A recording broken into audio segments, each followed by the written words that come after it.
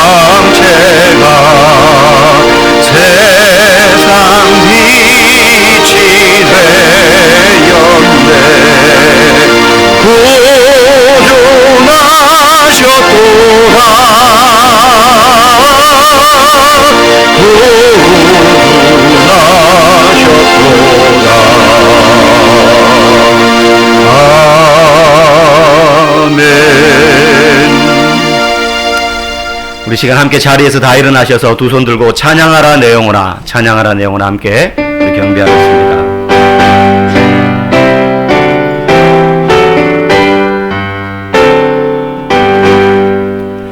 찬양하라 내 영혼아, 찬양하라 내 영혼아, 내 속에 있는 것들아 다 찬양.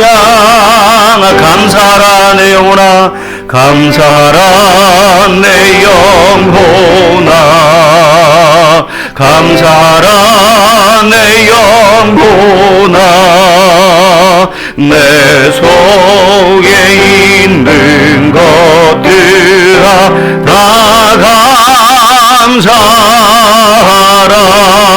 감사하라. 아멘. 우리 사도신경으로 우리의 믿음을 주님께 고백하겠습니다.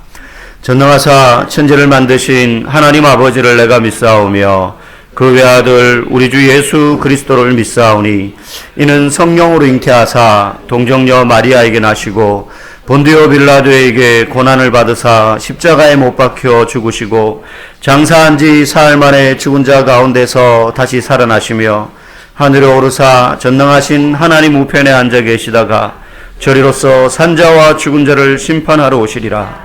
성령을 믿사오며 거룩한 공예와 성도가 서로 교통하는 것과 죄를 사하여 주시는 것과 몸이 다시 사는 것과 영원히 사는 것을 믿사옵나이다. 아멘. 자리에 앉겠습니다.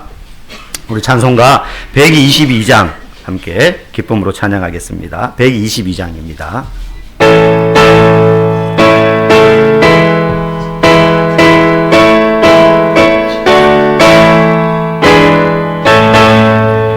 참 반가운 성도여라 이리 와서 베들레헴 성 안에 가봅시다. 저 우유에 누이신 아기를 보고 엎드려 절하세 엎드려 절하세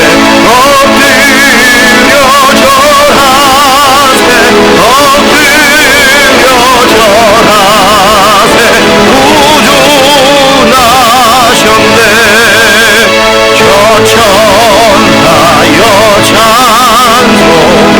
저 천하여 찬송을 높이 불러서 이 광활한 천지에 울리어라. 주 하나님 앞에를 영광을 돌려 엎드려 절하세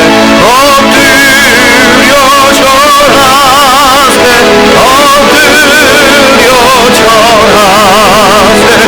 엎드려 절하세 구주나셨네. 이 세상에 주께서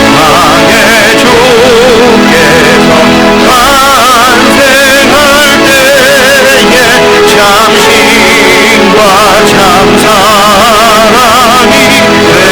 되시려고 저 영정여 몸에서 나시었으니 엎드려 절하세 엎드려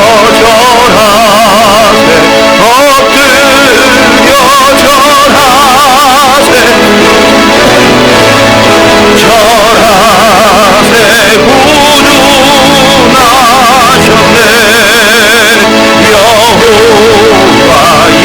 여호와의 말씀이 육신을 입어 날 구원할 구주가 되셨구나.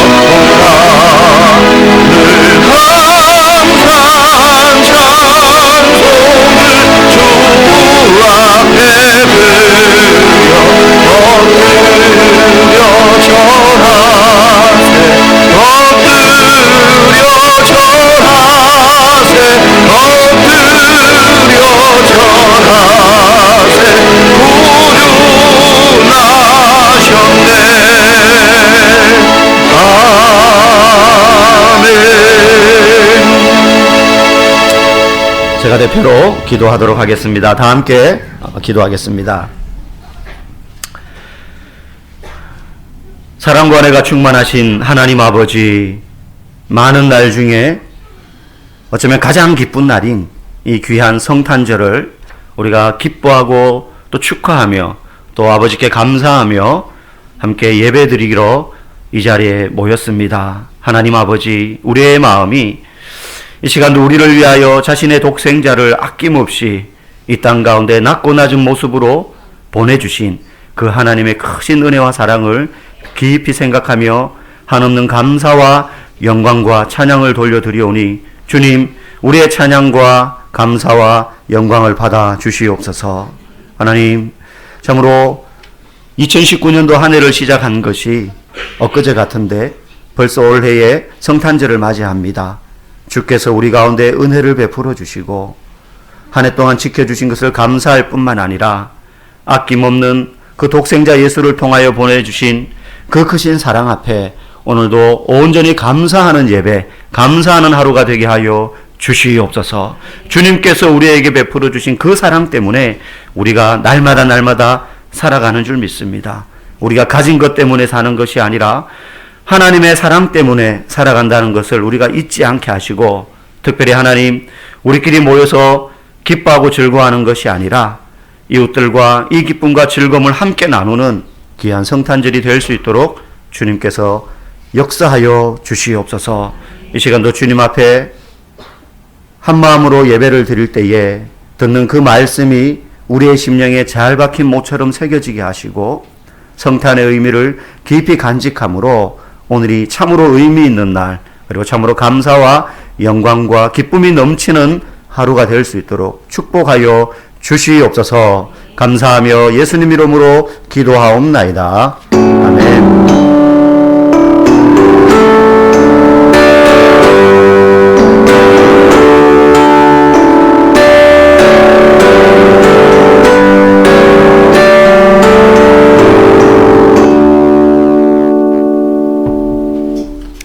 이 시간 우리 모든 영광을 하나님께 찬양하시면서 준비하신 헌금 하나님께 드리도록 하겠습니다.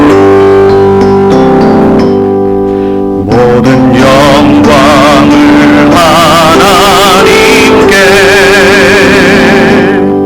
모든 영광을 하나님께, 온 마음과 뜻 다해 주사모합니다. 모든 영광을 하나님께, 모든 영광을 하나님께,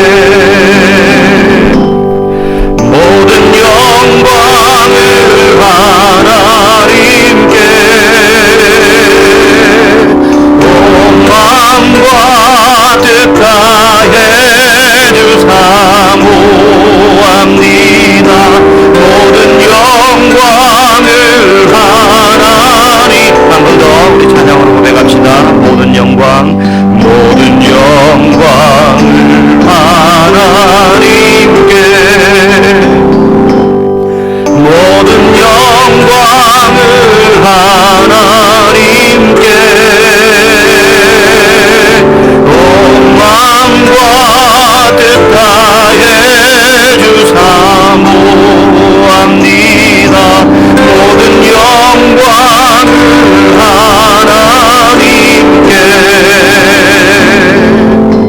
기도하겠습니다. 하나님 아버지, 은혜를 참으로 감사합니다. 귀한 성탄절 또 준비한 예물을 주님 앞에 드립니다. 이 예물이 하나님 나라를 위하여 귀하게 쓰여지고 또 주님께 영광이 되며 우리의 삶 가운데 주님이 베풀어 주신 은혜의 증거가 될 수 있도록 축복하여 주시옵소서. 예수님 이름으로 기도하옵나이다. 아멘. 우리 함께 보실 성경 말씀은 신약 성경 누가복음 2장 말씀입니다. 누가복음 2장 1절에서 14절까지 말씀.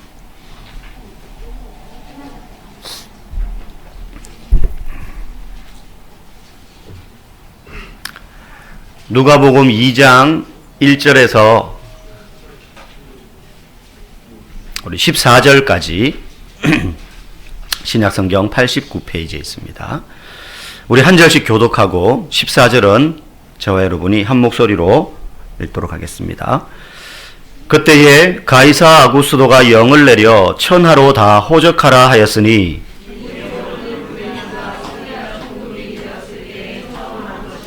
모든 사람이 호적하러 각각 고향으로 돌아가매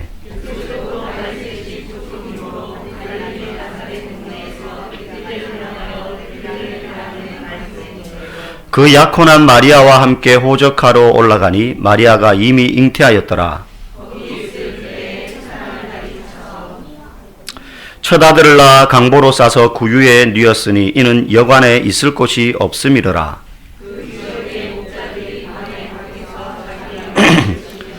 주의 사자가 곁에 서고 주의 영광이 그들을 두루 비추매 크게 무서워하는지라.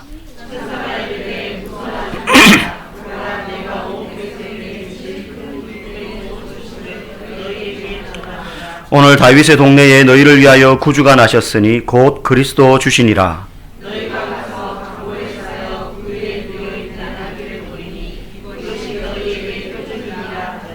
호련히 수많은 천군이 그 천사와 함께 하나님을 찬송하여 이르되 지극히 높은 곳에서는 하나님께 영광이요 땅에서는 하나님이 기뻐하신 사람들 중에 평화로다 하니라.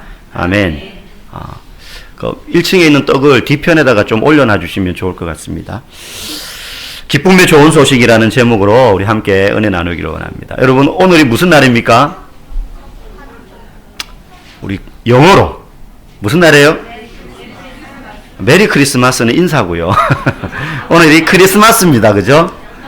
자, 그럼 질문을 하나 해보겠습니다. 우리 이제 아이들도 많이 있으니까요. 크리스마스가 무슨 뜻인지 아시는 분? 아니, 이제까지 뜻도 모르고 크리스마스를 외쳤다는 말입니까?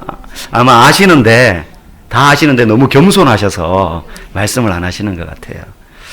뭐, 우리말로는 이제 성탄절이라고 이야기하죠. 근데 크리스마스는 두 단어가 합쳐져 있습니다. 그리스도, 크라이스트, 예수님, 예수 그리스도라는 앞말과 마스라는 말은 예배라는 뜻입니다. 그러니까 크리스마스는 예수님을 예배하는 날이라는 뜻이에요. 예수님을 예배하는 날. 사람들은 막 그냥 먹고 마시고 휴일, 즐거운, 그냥 쉬는 날, 뭐 파티하는 날 이렇게 생각하지만 크리스마스라는 말의 뜻은 그리스도를 예배하는 날입니다. 그러면 메리가 붙으면 뭐가 될까요? 메리? 맞아요. 즐거워하다. 즐거워해라. 그러니까 즐거운 예배가 되어라. 그리스도를 위한 즐거운 예배를 드리세요. 근데 이게 이제 인사말처럼 된 거죠. 즐거운 성탄절 되세요. 메리 크리스마스, 메리 크리스마스. 그러면 왜 성탄이 즐거워야 되나? 왜 그리스도를 예배하는 즐거운 날이 크리스마스인가? 오늘 기쁨의 좋은 소식이라는 제목을 통해서 잠시 그 의미를 우리가 한번 살펴보고자 합니다. 자, 하나 더 물어보겠습니다. 예수님이 태어나신 동네가 어디죠? 아니, 누가 예루살렘이라고 그러셨어요? 어디죠? 베둘레헴 아니고 베들레헴입니다. 베들레헴. 그죠? 예수님이 태어나신 동네는 베들레헴이에요. 물론 나신 곳이 거기고 계속해서 그 위에 쭉 자란 곳은 나사렛입니다. 그래서 우리가 나사렛 예수 그리스도 이렇게 말하는 것이죠.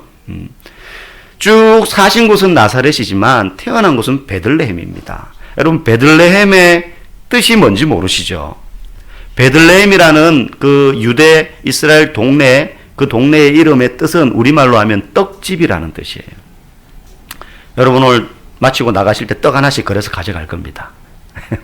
베들레헴 떡집은 아니지만 떡집이라는 뜻입니다. 예수님이 왜 원래 베들레헴에 계시다가 태어난 게 아니에요. 베들레헴으로 일부러 가셨다가 거기서 태어나시거든요. 그러면 예수님이 왜 베들레헴으로 가시게 되었느냐? 아직까지 태어나시기 전입니다.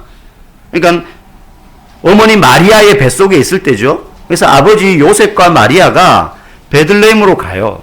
그리고 거기서 예수님을 출산합니다. 그러면 왜 요셉과 마리아가 베들레헴으로 갔느냐 하면 베들레헴은 유명한 사람의 고향이에요. 누구의 고향이냐면 다윗 왕의 고향입니다. 이스라엘에서 가장 존경받는 왕. 그런데 예수님의 아버지, 육신의 아버지인 요셉이 바로 다윗의 후손입니다. 그러면 후손은 후손이지 왜 아이를 낳기 위해서 꼭 고향으로 갔어야 됐느냐? 사실은 아이를 낳으려고 간 건 아니고요. 그때에 이스라엘을 지배하고 있던 로마 제국의 황제가 아우구스투스, 오늘 우리가 읽은 성경에는 1절에 가이사 아구스도 이렇게 되어 있죠. 가이사라는 말은 황제라는 뜻입니다. 황제 아우구스투스라는 황제가 그 당시에 로마 제국의 황제였는데 이 황제가 모든 사람들에게 명령을 내리는 거예요. 호적, 인구조사를 할 테니 전부 다 자기가 태어난 고향으로 가라. 요즘 같으면 저는 대구로 내려가야 돼요. 이렇게 있다가. 여러분들도 다 고향에서 지금 사시는 분이었고 다 지금 타지에 와서 사시는 분이잖아요. 그죠? 물론 고향이 지금 여기가 고향인 분도 계시겠지만. 그래서 전 로마 제국에 사는 사람들에게 명령을 다 내리는 겁니다. 인구조사, 호적조사를 할 테니 전부 자기가 태어난 고향으로 내려가라. 그래서 마리아가 배가 이렇게 불러가지고 아이를 낳을 때가 다 됐는데 억지로 고향 베들레헴으로 가는 거예요. 요셉의 고향이 베들레헴이니까. 그러니 베들레헴은 굉장히 작은 시골 촌동네입니다. 그러니까 사람이 별로 없어요. 지금도 뭐 우리나라도 시골에 사람들이 별로 없지만은 대신 시골에 사람이 많을 때가 있습니다. 언제 많습니까? 명절 때. 도시는 텅텅 비고 그냥 수천만 명이 다 고향으로 이동을 하죠. 그러면은 시골 마을에 주차할 데가 없을 정도로 그냥 차들이 쫙 서고 사람들이 북적북적 며칠 동안 시끄럽습니다. 그러니까 이것도 이날도 그런 거예요. 그 명령 따라서 전부 자기 고향으로 가다 보니까 베들레헴이 고향인 사람들이 그 베들레헴에 다 모이는 거죠. 다 타지에 살다가. 그래서 요셉과 마리아가 좀 늦게 밤에 도착을 했는데 보니까 묵을 데가 없는 거예요. 고향이지만 거기 자기 집이 있는 것도 아니고.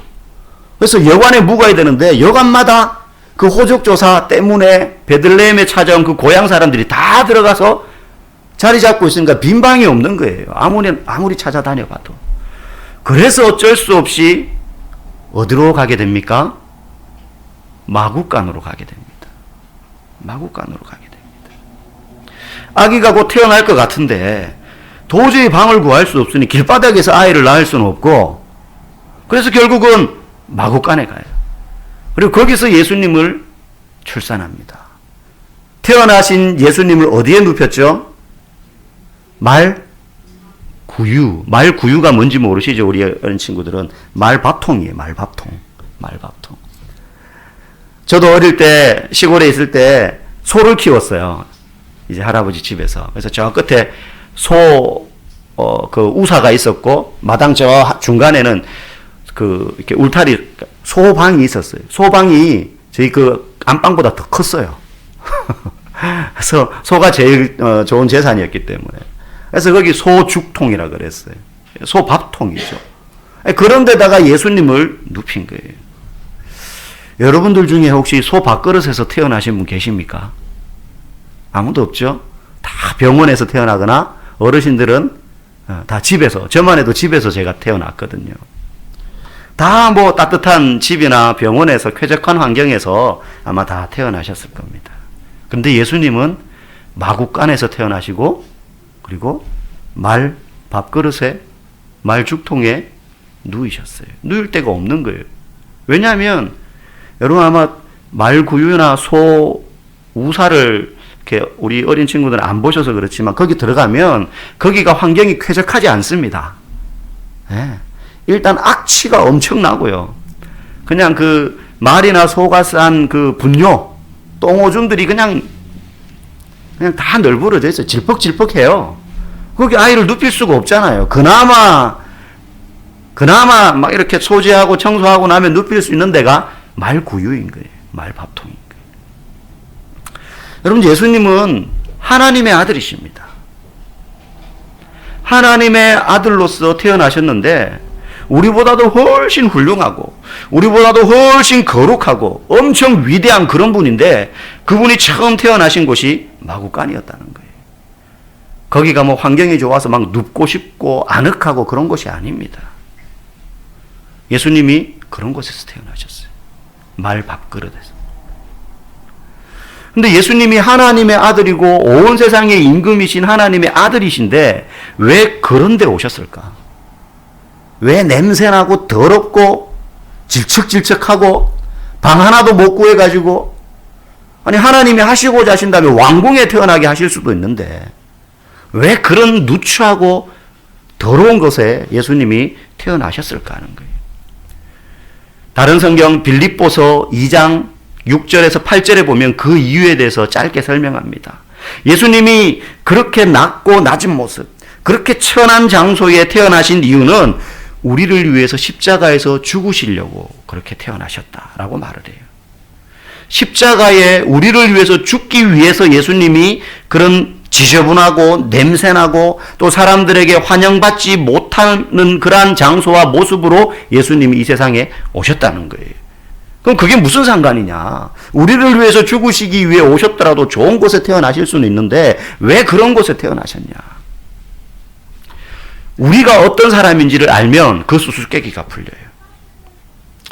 예수님이 오시기 전에 우리는 어떤 존재였느냐 하면 전부 다 죄인이었습니다. 죄인. 막 나쁜 짓을 해서도 죄인이지만 태어나는 모든 인간들은 아담이 지었던 최초의 인간이 지었던 불순종이라는 그 죄 때문에 인류가 짊어지는 그 죄를 우리도 다 가지고 태어나게 되었다는 거예요. 그런데 이 죄를 아무도 없앨 수가 없어요. 사람은 아무도 없앨 수가 없어요. 이 죄를 없앨 만한 능력이 있는 사람이어야 되는데 그런 능력이 사람들에게는 아무도 없어요. 왜냐? 다 죄인이거든요. 죄를 없애려면 죄가 없는 사람이 와서 죄를 없애야 되는데 다 죄인이니까 다른 사람의 죄를 없애줄 수가 없어요. 부모님이 여러분의 죄를 없애줄 수도 없어요. 여러분 아파서 병원에 갔는데 요즘 독감이 유행이라고 합니다. 아파서 병원 갔어요. 막 콜록콜록거리고 막 콧물 흘리고 막 열도 나고 다 의사 앞에 앉았는데 의사가 그래서 막 피를 토하면서 기침을 하고 마스크를 끼고 있어. 그럼 여러분 그 의사한테 치료받고 싶겠어요? 얼른 그 병원에서 나오고 싶지 않겠어요? 마찬가지. 다 그런 상태예요. 다 죄로 인해서 병든 상태예요. 그러니까 아무도 그 병을 고칠 수가 없어요, 사람들은.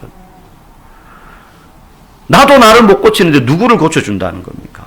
여러분, 우리는 배고프면 돈 주고 사 먹으면 돼요. 추우면은 옷 사서 껴입으면 돼요. 이런 건 우리가 할 수 있는 건데 죄를 없애는 건 할 수가 없다는 거예요. 전부 죄인이기 때문에. 그래서 죄 없으신 하나님의 아들 예수님이 오셔서 우리의 죄를 없애주셔야 되는데 오실 때 어떻게 오시느냐? 거룩하고 위대하고 우리하고는 전혀 관계가 없는 깨끗한 모습으로 오셔서 내가 너희들의 죄를 다 용서해 줄게 이런 게 아니라 우리와 똑같은 더러운 죄인의 모습으로 오셔서 우리의 죄를 없애주시려고 하셨던 거예요. 죄는 없으시지만 그런 죄인의 모습을 가지고 오시기 위해서 그렇게 낮고 천한 모습으로 오셨다는 겁니다. 여러분, 죄를 지으면요, 겉으로는 깨끗한 척, 겉으로는 거룩한 척 해도 사실 그 안에서는 썩어서 악취가 풍깁니다.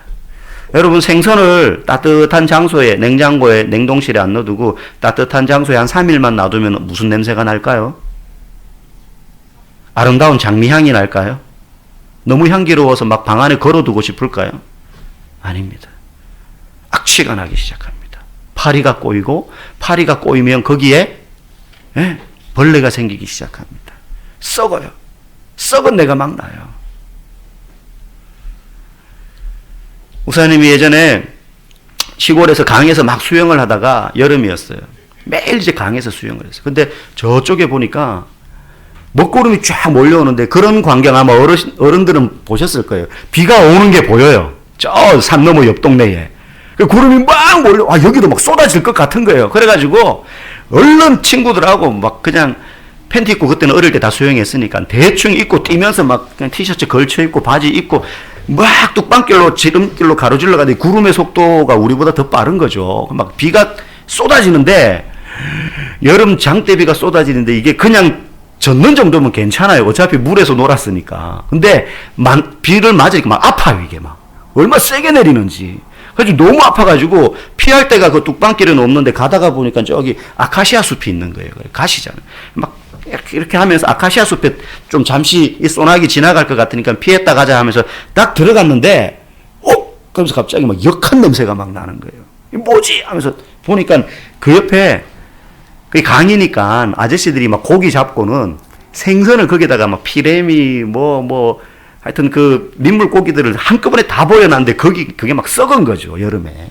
막 악취가 막 나는데 막 비는 피해야 되겠고 이거 악취도 참아야 되겠고 버텼던 적이 있어요.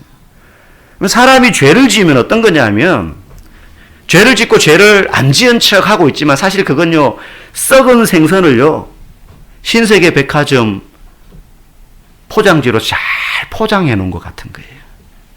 그냥 보면 한 저 정도 떨어져서 보면 깨끗해 보여요. 근데 가까이 가면 갈수록 이상한 냄새가 나. 그거 아무리 비싼 백화점 포장지로 포장한다 그래가지고 그 악취를 제거할 수 없어요. 냄새가 나요. 죄를 지으면 사람이 그렇다는 거예요. 그러니까 죄를 지으면 사람들에게 환영받지 못하고 거부당하고 싫어하게 되는 겁니다. 그래서 예수님도 사람들에게 환영받지 못하는 모습으로 더러운 곳에 낮고 천한 모습에 마구간에 그렇게 오셔야 했던 거예요. 우리 때문에 사람들이 다 싫어하는 모습으로. 그렇기 때문에 예수님께서 나를 위해서 그리고 나의 죄를 없애주기 위해서 말구유의 낮은 모습으로 오셨다는 사실을 믿는 사람은 그 죄가 깨끗하게 사라지는 기쁜 일이 일어나게 되는 것입니다. 그래서 예수님이 오셨다는 건 기쁨의 좋은 소식이라는 거예요, 우리한테는. 그래서 오늘 10절에 보니까 예수님이 탄생하신 것을 이렇게 이야기합니다. 누가가 온 백성에게 미칠 큰 기쁨의 좋은 소식. 예수님에게는 너무너무 힘들고 예수님에게는 어쩌면 괴롭고 슬픈 일이지만 예수님이 힘들고 괴롭고 슬픈 일을 겪으셨기 때문에 우리에게는 기쁨이 넘치게 된 거예요. 더 이상 죄인으로 살지 않아도 우리는 되는 거예요. 그 사실을 믿는 사람은. 그러나 여러분, 이 기쁨의 좋은 소식을 어떻게 해야 되느냐? 나만 기쁘고 좋고 끝나는 게 아니라 이걸 사람들에게 알려야 되는 겁니다. 알려야 되는 거예요. 그래서 이 소식을 알지 못하는 사람들에게 더 전해야 되는 겁니다. 내가 알고 있는 이 기쁨의 좋은 소식. 암에 걸렸는데 내가 이렇게 치료받아서 예를 들어 암이 나았어요. 그러면 나와 같은 암에 걸려있는 사람들에게 이 이야기를 해주고 싶지 않겠어요? 그 사람이 듣고 싶어하든 듣기 싫어하든 얘기를 해줘야지 그 소식을 들은 사람들이 그 중에 누구라도 그 기쁨의 좋은 소식에 반응하고 그도 그 사실을 믿고 그 죄라는 암덩어리를 제거할 수 있지 않겠어요? 그래서 이 기쁨의 좋은 소식은 나만 알고 담아둬야 되는 소식이 아니라 그걸 전해주는 것입니다. 그래서 성탄절은 산타가 선물을 주기 위하여 온 날이 아니라 예수님이 우리의 죄를 없애주기 위해서 오신 날입니다. 산타 할아버지가 좋은 선물, 아물고 착한 일 한 아이들에게 선물 주는 날이 아니라 예수님이 나를 위하여 오셨다는 사실, 그 사실을 알고 기쁨의 좋은 소식인 줄 알고 그걸 전하는 날입니다. 우리끼리 맛있는 거 먹고 파티하고 재밌게만 보내는 그러한 공휴일이 아니라 우리를 위해서 태어나신 예수님의 탄생을 축하하며 기쁨으로 예배드리는 날이 크리스마스입니다. 말로만 알릴 것이 아닙니다. 우리 주변에 형편이 어려워서 이 기쁨의 성탄절에도 외롭게 보내고 있는 사람들이 있습니다. 그래서 저희가 지난주 광고 드려서 성탄 선물 박스에 담을 생필품들을 이제 가지고 오시라. 그러면 그걸 이렇게 적당하게 박스에 분배해서 담아서 이웃들에게 우리가 전달하겠다고 했습니다. 별거 아니지만 사실은 그게요, 우리가 말로만 하는 것이 아니라 예수님이 우리를 위하여 오신 이 성탄의 의미를 행동으로, 삶으로 나누는 작은 움직임인 것이. 그래서 나가실 때 아까 떡 이야기 했는데요, 베들레헴 떡집에서 태어나신 그 예수님의 의미처럼 떡을 여러분 2덩이씩 꼭 가져가십시오. 한 덩이는 여러분들이 먹고 한 덩이는 여러분 이웃들에게, 옆집에 사는 분에게, 아랫집 윗집에 사는 분에게 3덩이 4덩이 가져가셔도 됩니다. 그래서 그걸요, 오늘 예수님이 떡집에서 태어나신 날입니다. 뭐 샘터 떡집, 뭐 이렇게 떡집 이름 말할 게 아니라 베들레헴에서 태어나셨습니다. 당신과 나를 위해서 태어나신 날입니다. 그러면서 그 떡을 좀 나눠주시면 좋을 것 같아요. 별거 아닐지 모르지만 성탄절은 그래서 우리의 즐거움을 위한 날이 아니라 이웃들과 또 우리 모두에게 예수 그리스도의 그 탄생의 기쁜 좋은 소식을 전해주는 날이라는 거 우리가 꼭 기억하시고 그것을 알리면서 보내는 의미 있는 기쁨의 오늘 하루가 될 수 있기를 주님의 이름으로 간절히 축복합니다. 함께 우리 찬송가 115장 찬송하도록 하겠습니다.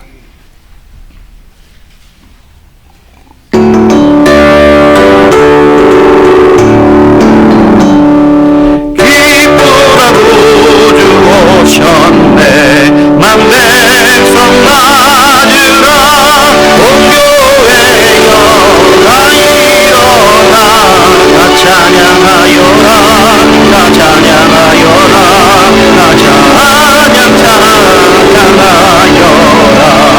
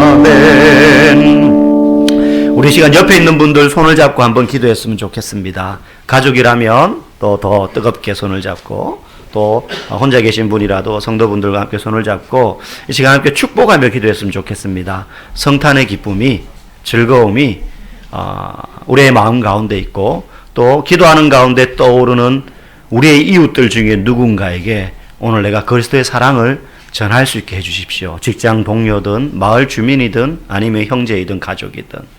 그리고 오늘만이 아니라 날마다 예수 기쁨을 전하는 그런 삶 살게 해주십시오. 우리 함께 축복하면서 함께 간절히 기도하도록 하겠습니다. 함께 기도합니다.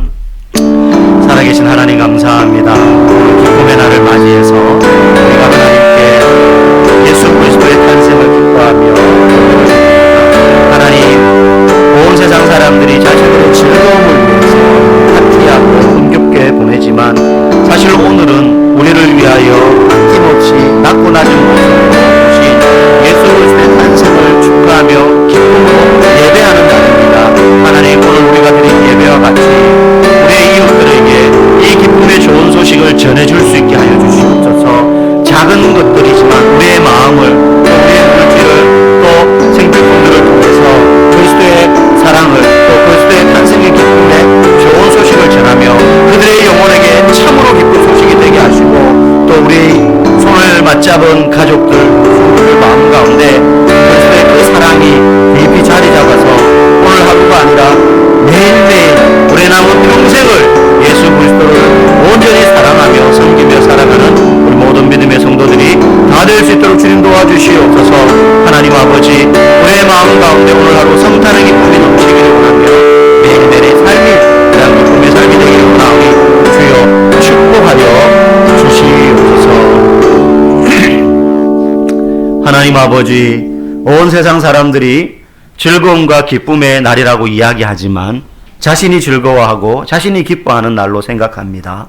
오늘은 예수님을 즐거워하며 예수님의 탄생을 기뻐하며 예배드리는 날이 오늘인 줄 압니다. 하나님 아버지, 우리가 이 시간 드린 예배처럼 예수님의 그 크신 사랑을, 예수님의 그 오신 좋은 소식을 세상 가운데 알리고 전해줄 수 있는 하루가 되게 하시고, 작지만은 우리의 선물을 통해서 이웃들에게 그 사랑을 전해주고, 오늘뿐만 아니라 매일매일 남은 평생을 예수 그리스도를 인하여 기뻐하며 살아가는 우리 모든 이 자리에 참석한 성도들 다 될 수 있도록 축복하여 주시옵소서. 예수님 이름으로 기도하옵나이다. 아멘. 감사합니다. 우리 광고 몇 가지 드리겠습니다.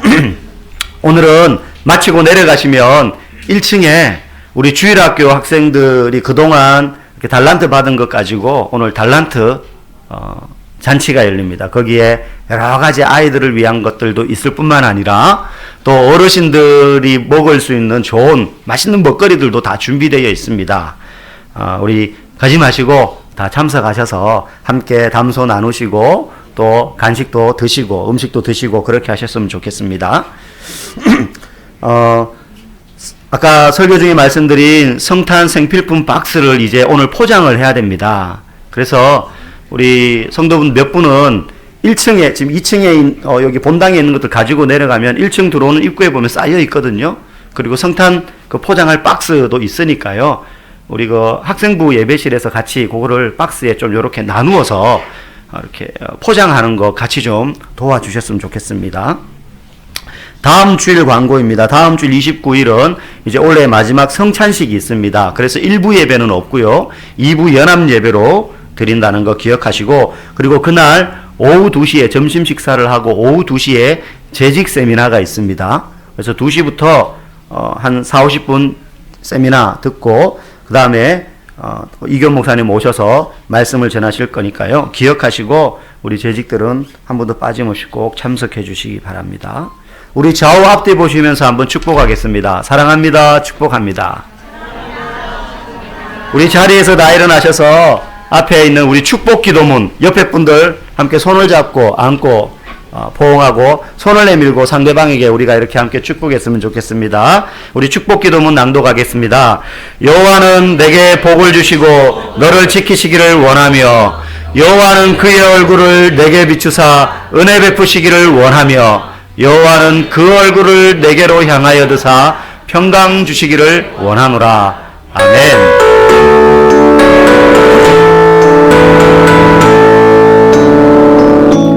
시작된대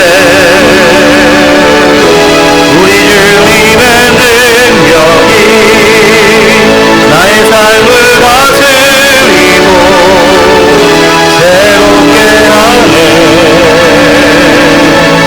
자유 아래 죄와 사망으로부터 나의 삶은 변화보다 충만하네. 은혜로라 주의 은혜 한량없는 주의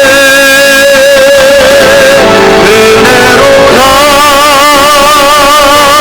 주의 은혜